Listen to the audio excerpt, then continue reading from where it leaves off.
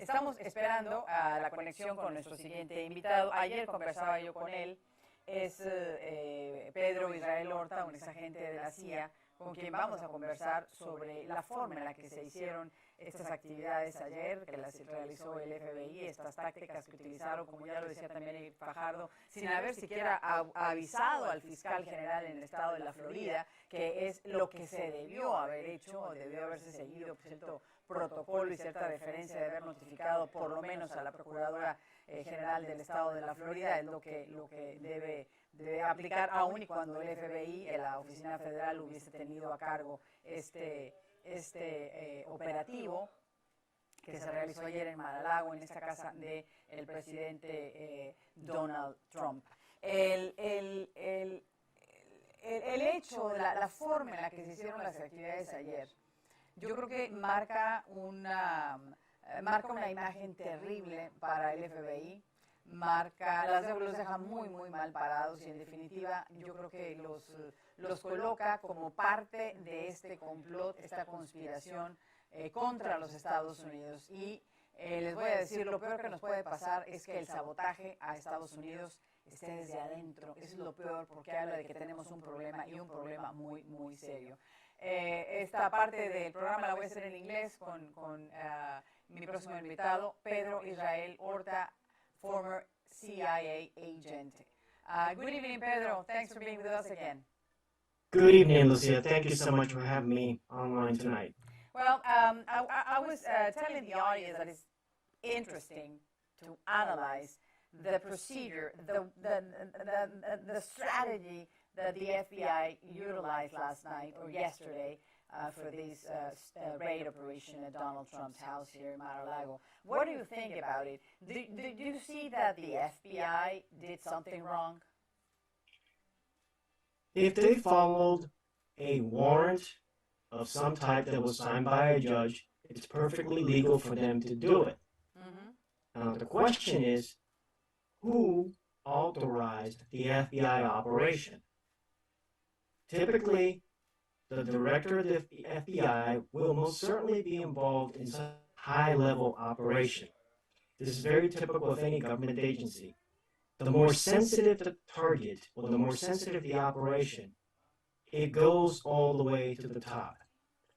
So somebody advised Chris Wray from the FBI to take this operation. Now, typically what happens also is for these sensitive operations, the head of an agency will go to their superiors, in this case, the Department of Justice. So most certainly, Merrick Garland was involved in the decision-making process. And again, the way these type of decisions are made, he would not have made that decision on his own. He would have taken the decision to the White House. Yeah. So certainly, there are questions to be asked with the director of the FBI, the Attorney General, and the White House. What do you see, what do you read with these statements from the White House, from the spokesperson for the White House, for the president, saying that they did not know that this operation was taking place yesterday? What do you read from there? It's possible that the White House, as far as President Biden, may not have known about it. But if that is the case, that tells you that we have a rogue FBI, a rogue Department of Justice that is not under the authority of the presidency, and they act on their own volition. They will take on to do things they see fit for their own well-being. And what I'm saying here is the FBI, the Department of Justice, is very, very desperate to protect themselves from any fallback that they potentially will face should President Trump run for president and win again. Remember, before he left the White House, he had ordered the declassification of all the Russia collusion documents. And the FBI, the Department of Justice, stalled and stopped it from happening. They're trying to continue to hide all the wrongdoings they did. As we know, they violated laws, they violated procedures, they lied to the FISA court, they set up General Flynn, they wrongly went after Roger Stone, and many others. They have committed crimes. They have committed severe abuses of power.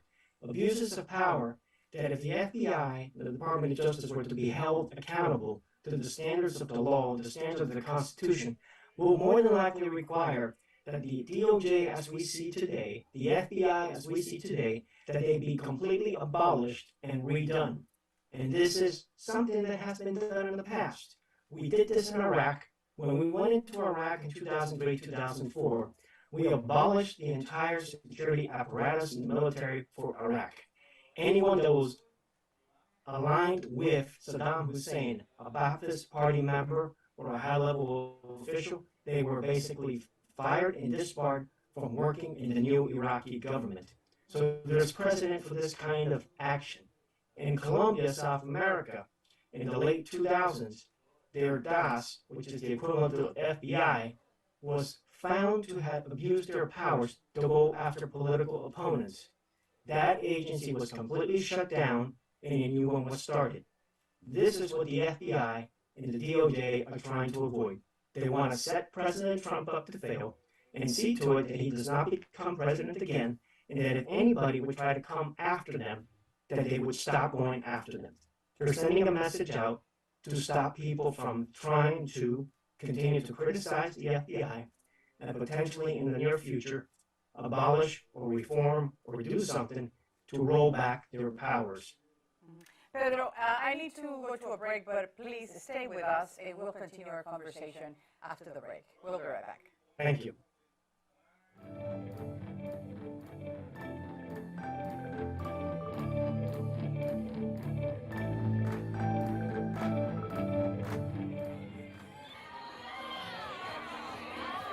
Acontecer deportivo, torneos, campeonatos y la actuación de tus atletas favoritos en Deportes Americano.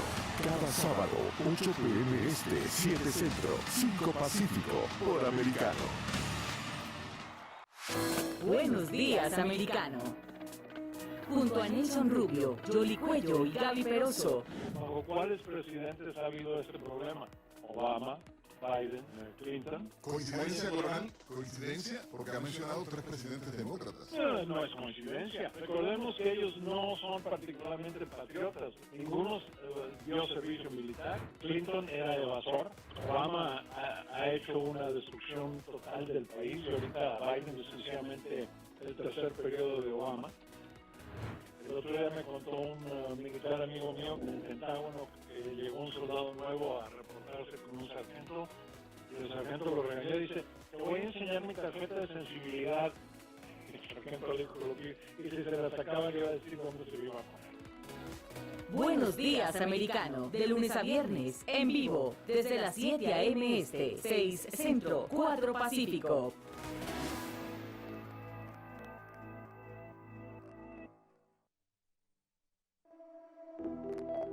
Somos Americano. Hey, Patriots, Americano media is absolutely annihilating George Soros's once conservative radio mommy. Their whole morning lineup is coming over to Americano. Hispanic voters are coming to MAGA in droves, and Americano is a huge, major part of that. Keep crushing, keep winning, MAGA.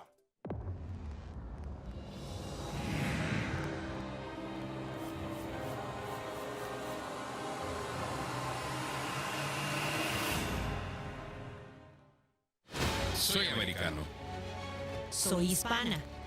Estoy informado. A través de una conversación directa. Sobre los temas que son importantes para mí.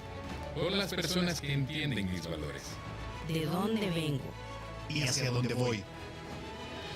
Es por eso que somos americanos.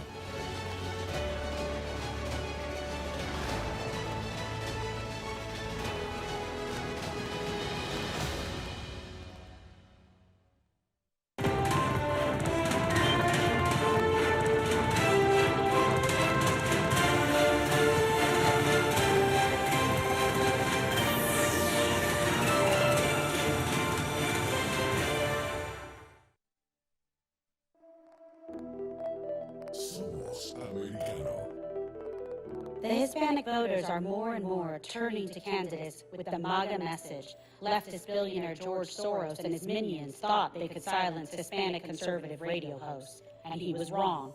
All he did was promote them to a national audience at Americano. It will be great to hear these respected voices in August on national TV as well as radio.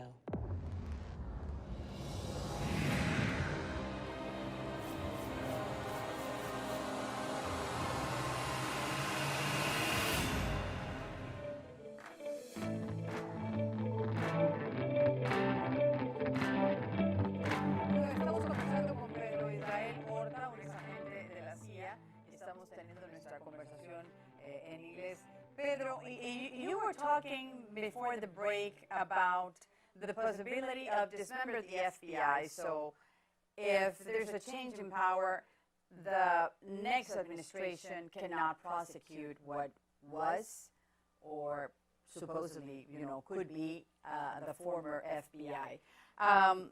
What would happen then?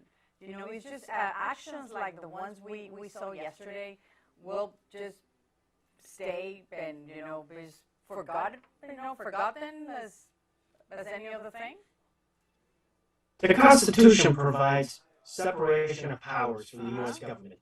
The executive, which is the presidency, and all the government agencies that report to the president. You've got the legislative branch, which has congressional oversight over the executive branch, not the presidency, but yet through the Constitution they do hold the president accountable.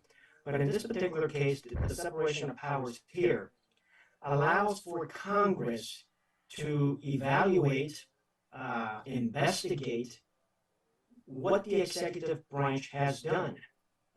Take, for example, the Church Committee in the mid-1970s that did an extensive deep dive evaluation of many things the CIA did for decades. And there were many reforms instituted to stop abuses of power by the CIA. Those abuses of power resulted in having the House Permanent Select Committee of Intelligence, the Senate Select Committee of Intelligence. These committees are supposed to be doing oversight. They're supposed to be looking with a magnifying glass exactly what these institutions are doing to make sure they don't abuse their powers, they don't break the laws. So in the near term, we've got the midterm elections. Should the Republicans take over and have the majority in the House and the Senate, they will have the congressional power to have hearings, to have investigations. But what happens with Congress is Congress likes to engage in a lot of political theater, grandstanding, and showmanship. They just throw words. They have political theater, they have endless, basically, committee hearings, and nothing comes out of it. Well, what Congress needs to do is use that oversight power and begin to defund and deconstruct certain government activities that we know have abused their powers. 87,000 IRS agents, really?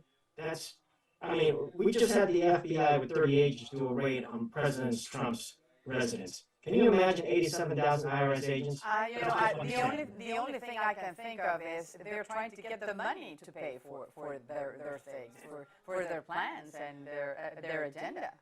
Exactly. Yeah. So the Republicans taking over need to use their oversight powers and stop funding certain government operations, stop funding certain FBI operations, stop funding certain CIA operations until these agencies begin to do what they were supposed to do. They have basically an executive order that gives them their marching orders. They have what's called Attorney General, they're like an Attorney General guidelines. That is their marching orders, what they legally can and cannot do. Well, what you have happening is you have manufacturing evidence, you have cooking the books, you have misleading, half-lies, not saying the complete truth. So Congress is not doing their oversight and allows them to get away with these things. But what Congress can do is, we're not going to fund you, FBI. We're not going to fund you, CIA. You're not going to get one penny for your operations until you tell us everything we want to know. You declassify every document that we ordered to be declassified in the case of Trump.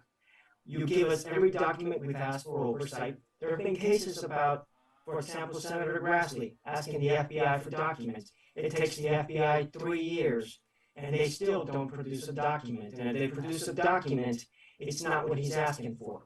That's not oversight. And the reason why it happens is Congress allows it to happen. Yeah, And Congress has the power to stop it. Pedro, unfortunately, I have to let you go, but I thank you for your time again, and thank you for your explanation, of course, and we hope to have the opportunity to talk to you in the near future. Thank you, Pedro Israel Horta, ex agente de la CIA, acompañándonos en la actualidad esta noche por Americano. Vamos a una breve pausa, enseguida continuamos con más de Americano.